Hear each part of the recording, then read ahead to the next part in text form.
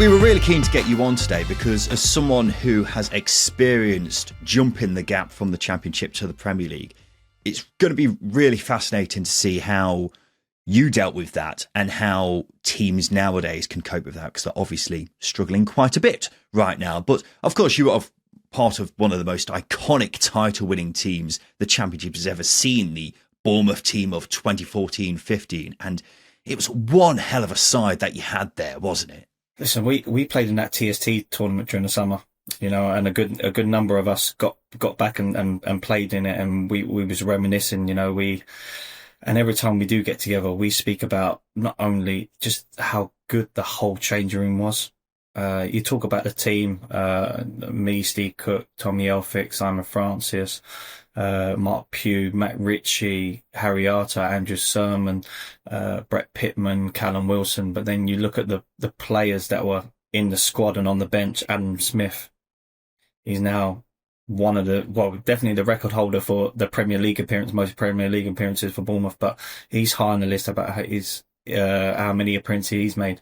You had Dan Gosling, you had Junior Stanislas, you had Ryan Fraser. We had such a good squad, and what joined us all together, what kept us all together, was how close we were as a unit and how special that group of players was. And we speak about this when we went to different clubs after it or before it, and they said that they never ever experienced, and they never got to experience the same feeling, because it's such a good group. And if you speak to, I guess, any group who's had success, a lot of them would say the chemistry that they had with each other was the main thing that kept them driving through. And what made that team so unique, certainly in terms of teams who have won the Championship, is that 9 of the most used starting 11 that season have played for Bournemouth in League One.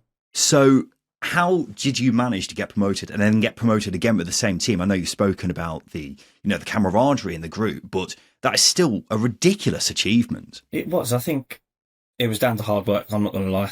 It was tough. Training was tough. When we was in League One, we was training like we was top of the champ, with that intensity, that drive to not only make ourselves better, but to make our teammates better.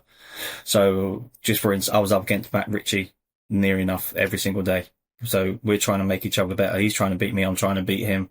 You had Mark Pugh against Simon Francis. You had Dan Gosling against Harry Arter.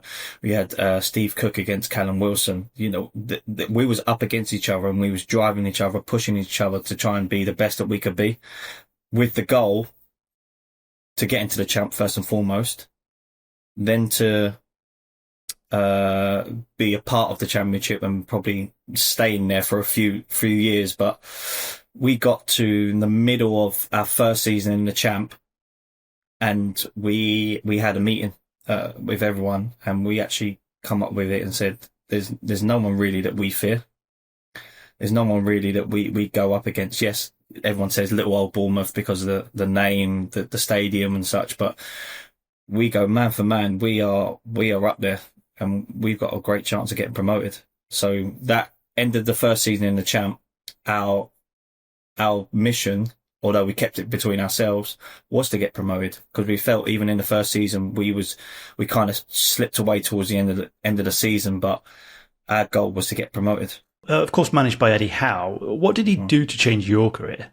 He's done a lot, to be fair. He I guess he put faith in me. He put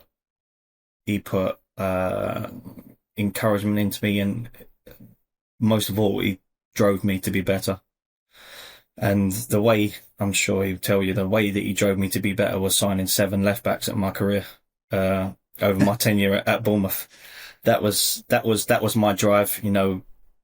Every fullback that come in was a challenge and was there to take my place, and rightfully so, because that's the game that's the game that we're in. That's the profession that we're chosen. So for me, every single time, I'd like to think that he was trying to make me better in that kind of sense, because he kept pushing me. Now I've got competition. Now there's another competition, and it kept getting harder and harder. And that was my main drive. That was my main focus, because not only did I want to get promoted with the team, I wanted to play in that team in the higher division, not only in the champ, but then when we got to the Prem, I wanted to play in the Prem. That's every kid's dream, to play in the Premier League. And for me, when I got that chance, I wasn't gonna screw it up.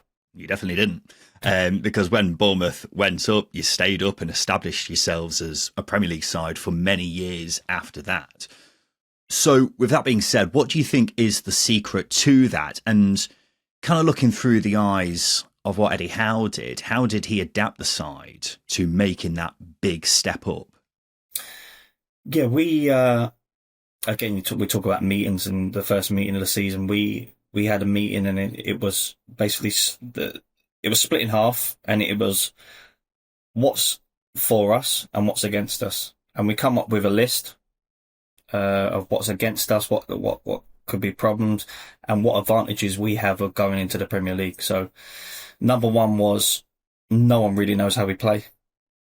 No one really knows the players, how good we are. And then there was obviously the against the high quality caliber of players, bigger stadiums, bigger fans, going down TV, stuff like that. But then in our favour was more than what's against us. So that gave us a lot of confidence going into that season. And listen, we had to wait a few weeks before we got our first win. But once we got that first win against West Ham, it kind of gave us a lot of belief and encouragement to say that we are good enough to stay in this division. There's obviously always big discussions about the Championship being incredibly hard to get out of. Obviously, when Bournemouth went up from the Championship, you were competing with Watford. You had Norwich as well, Middlesbrough and IT Karanka. So what was harder? Was it getting promoted from the Championship in the first place or staying in the Premier League? Definitely staying in the Premier League. You know, the quality and the ruthlessness of Premier League teams are by far and away higher than the teams in the Champ. You know, they so-called squad players in the Premier League are internationals. They're not coming through the ranks. They're not people who've just been there for a number of years or come through the academy. They are fully fledged international players who, if they chose to leave, would probably start in some other people's many teams starting lineup. So it's the relentlessness of the Premier League. Yes, you play less games, but the quality and the fitness and everything is just so much higher in the Premier than it is in the Champ. Yeah, and we've just had back-to-back years. If we're looking at it now, we've just had back-to-back years of all three newly promoted teams getting instantly relegated from the Prem. So without wanting to kind of discredit you guys staying up, which I don't think you would have taken it that way anyway, but would you say it's a lot harder now to stay up than it was back when you did it? I think it's hard. It's definitely harder if Tottenham and Man United have finished 16th and 17th. It's definitely harder to stay up then. Yeah, because that is mad. So it's probably harder in their sense. I think the gulf is just getting bigger and bigger.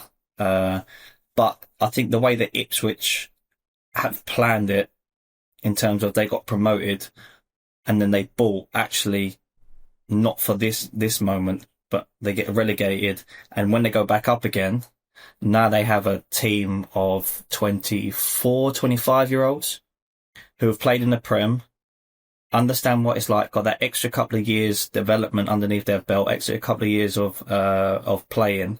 So when they do go back, that gap should be smaller. So I think the policy that they have done have done it right. And plus you talk about PSR. Buying Liam Delap, selling Liam Delap, that's in the season, that's good marketing, you know. And I think if they do get promoted, which I think they will do, back into the Prem, I think they'll be closer, and I think they'll be better equipped going into than what they did last season. Do you think, from a stylistic point of view, though, that teams like Ipswich, Southampton, Burnley, they're the teams I think of who didn't necessarily play the way that I personally, I mean, I'm not a football manager by any means, but that's not how I think a team should be approaching it as a newly promoted side to the Premier League, because, you know, passing around and trying to be a bit more attractive on the eye is all well and good, but you look how it's worked out results-wise, it's not worked out, has it?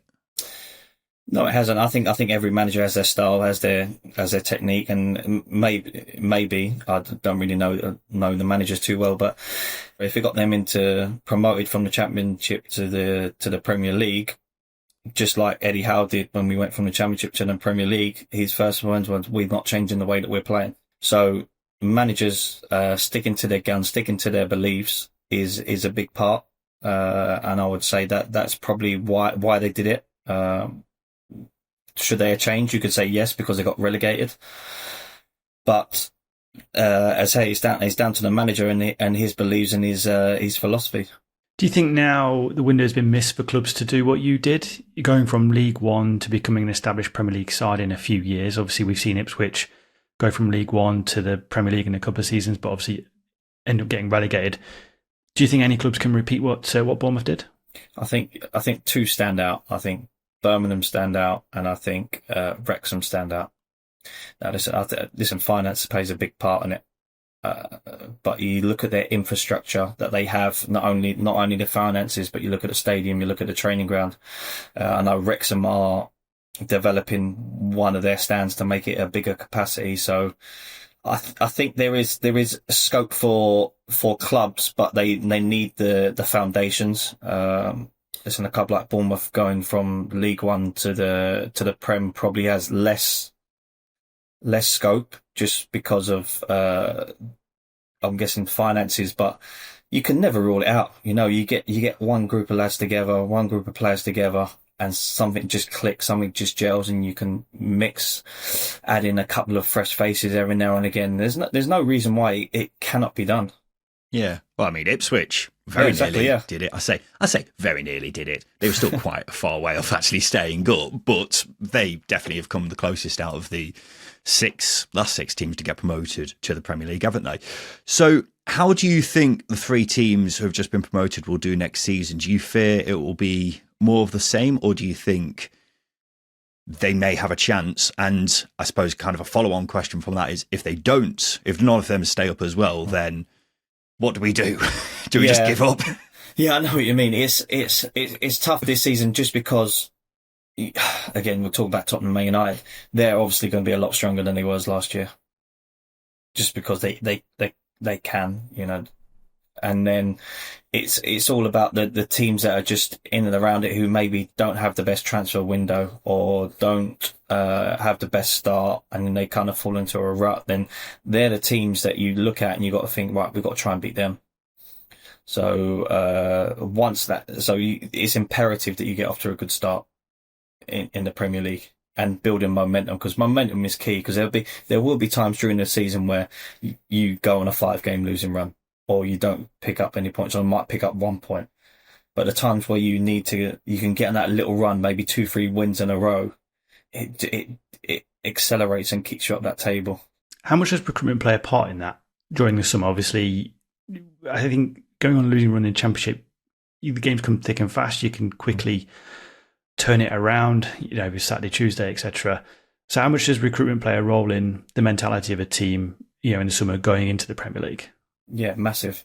And I think knowing clubs that I know, it would have started already in probably in the January, when they know they have a taste of what could happen. So look, obviously Burnley, Leeds, and Sheffield United will probably making calls, making contacts to say, like, if we go up, these are the players we need. This is set A, this is set B, this is set C, for whatever things come up. So I'm sure that they have a process in place. I'm sure they have players that they want. Now, whether they can get them is another thing, because like you said, am I going to a club where they're going to get relegated straight away, or it's harder? So there's that element as well. So it's tough. Player recruitment is tough for people going from the Championship to the Premier League if you want to stay there, but you need people hungry, and you need people who understand it's going to be a tough season. Just staying on the recruitment side of things, given how tight-knit your squad was at Bournemouth when you went up, how important was it not to completely overturn the squad? Because we see that quite often, that teams that will go and recruit 10 or 15 players, it doesn't always work out. No, and I think that's what, if you speak to Eddie, I'm sure that's what he said. He said it was probably the hardest thing was how can I add to this squad without dismantling it or disrupting anything. And I think he done that really well. But I know he was very careful about who he brought in, and some people did come in and they didn't fit in, and they went out very quickly. Just for one reason or another, whatever, it just didn't fit. I mean, it is what it is, but recruitment is tough. Recruitment side is tough because you can do all you due diligence around, obviously cost, price, contract wise, stuff like that, his background checks, but until the player actually comes in, meets the lads, gets in the changing room and understands the area where he's going to live, there's always the unknown. Yeah, if you were managing a newly promoted side, Charlie, how would you approach it tactically? Would you, as we were just chatting a second ago, would you carry on playing how you would the way you got promoted, or would you completely change everything and just focus on results? No, I think you have to stick to your principles. You have to stick to your core beliefs as a manager. You know, you have to. Your gut would tell you if you feel it and understand it, and then obviously your knowledge will back it up. And then what you would probably have to do is tweak it during the summer. I mean, you see many managers who start with a process, start with a plan, and if things are not going right, they stick to it. But then they have the knowledge. I mean, let's take Lee Carsley for instance. During the under-21s, he tweaked it from the group stage to the knockout stage and ended up winning the Euros. So you have to be flexible in terms of your game plan and how you go about to win each game, but your philosophy and your drive and your fundamentals need to stay the same, because that's who you are. That's your true self, and that's how you want your team to play. But I agree, you need to be adaptable with different game plans and stuff. But for me, the heart of it needs to stay the same, and the fundamentals need to stay be the pinnacle. So as a player, how do you adapt going from making that jump from the Championship to the Premier League? I know you've alluded to sort of Eddie Howe, recruiting left backs is always pushing you further. How else do you adapt? Psychologically, physically. Yeah. I didn't take a holiday that summer. So I worked with someone over the summer. I didn't take a holiday. I worked to get myself. I wanted to be in the best shape possibly that I could be physically. So I worked over the summer, got myself ready like that. And then with the psychological side, I watched a lot of games in terms of opponents who I could be up against, who maybe. And this is the beauty of the Premier League. It's on all the time. So you could watch someone that you could be playing against in the next 3 weeks, next 2 weeks, and you can just try to work out how they play, what they're trying to do, what the team's trying to do. And again, this is probably my coaching brain coming into it, but it's working out and identifying their threats and what personally I may be coming up against. And then alongside that, working with a psychologist to, again, make myself the best player that I could be, the best version of myself that I could be. And do you know what? It was really good, and it worked. The best thing I did was didn't go on holiday and get myself physically ready, because I knew this was my chance. I knew this was the opportunity I waited for, and I wasn't gonna make it. I wasn't gonna slip up. What did your partner think about not having a holiday that summer? Yeah, she wasn't happy. But I think she understood. I think she understood. It was what was needed. You know, it's one of them things. You never know when the next one's going to be. So it is what it is. Yeah, I suppose from a mindset point of view, for someone like you, it must be really strange, because if you're a Championship fullback competing at the top of the division, you're getting forward constantly, and trying to be as adventurous as possible, but you have to kind of rail it back in a bit, don't you, when you go up to the Premier League and you're playing against, I don't know, bloody Riyad Mahrez or whoever. Yeah, exactly. It was definitely different. It's again, it's kind of trying to stand to yourself. You have to be a lot more aware, I would say, of the threats and the threats in the Premier League are frightening, and for good reason, because it's the best league in the world.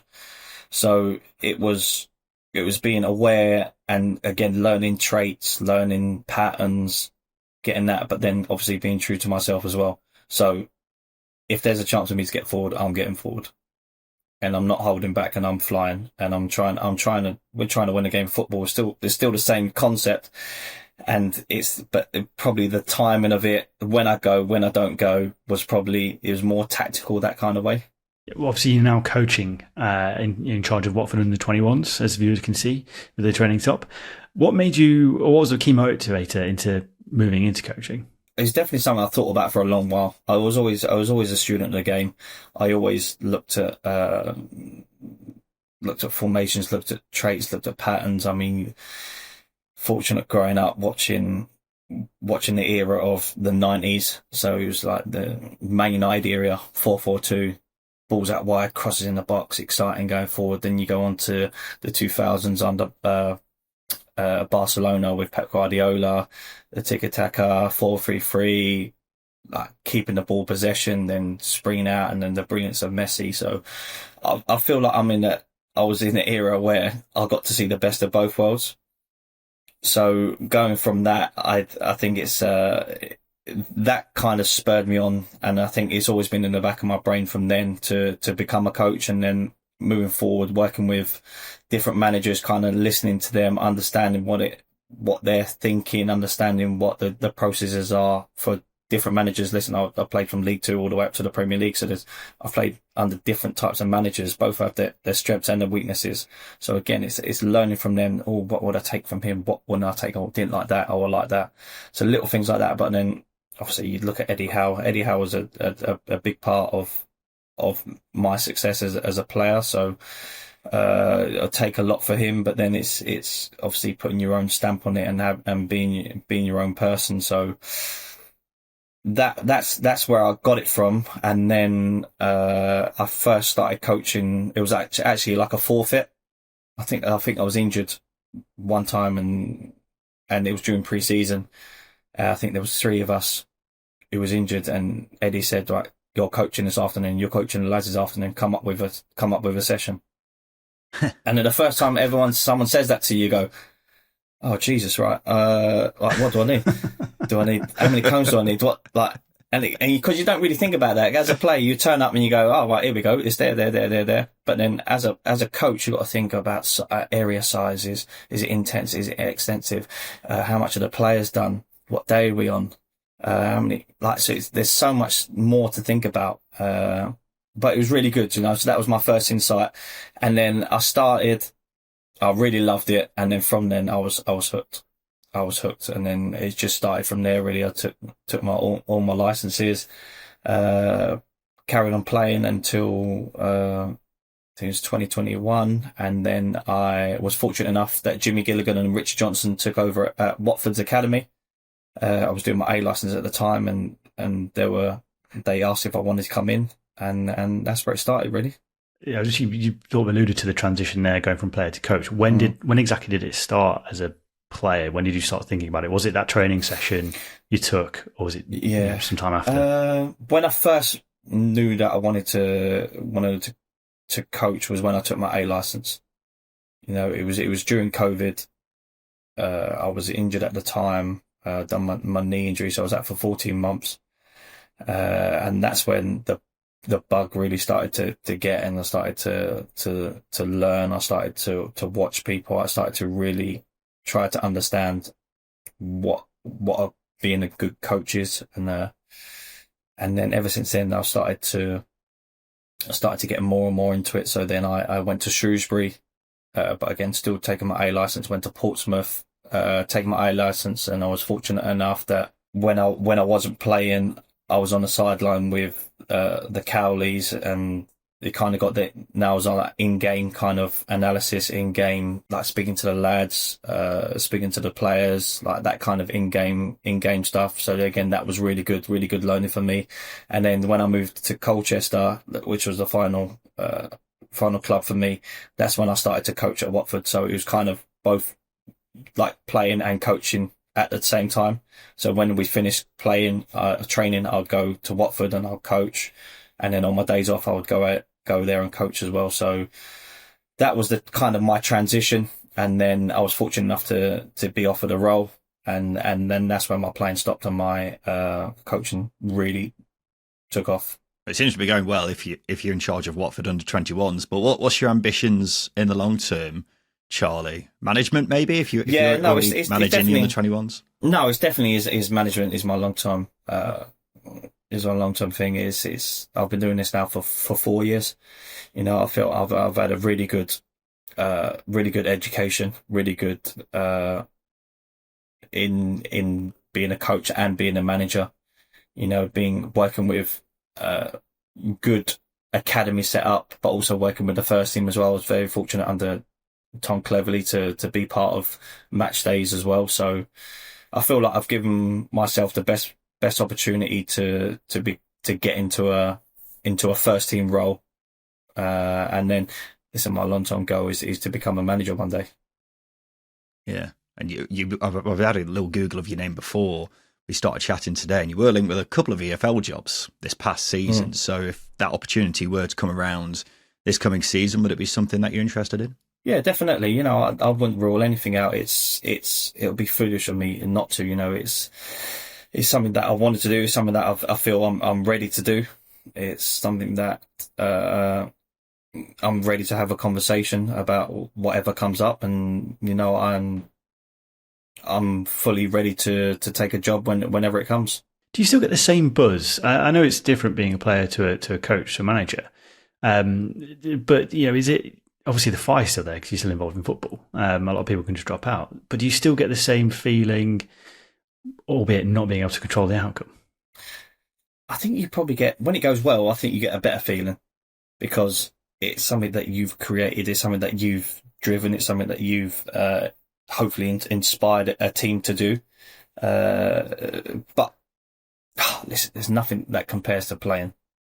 That feeling of when you're on a pitch, if you score a goal, if you win or something. But the second best thing is being a coach and being a manager, standing on that sideline, sitting in the dugout and knowing that you've helped to affect the game of football and listen, to please so many people that are in the crowd, that are at home, whoever supports that football club. You know, to be a part of something is the best feeling in the world.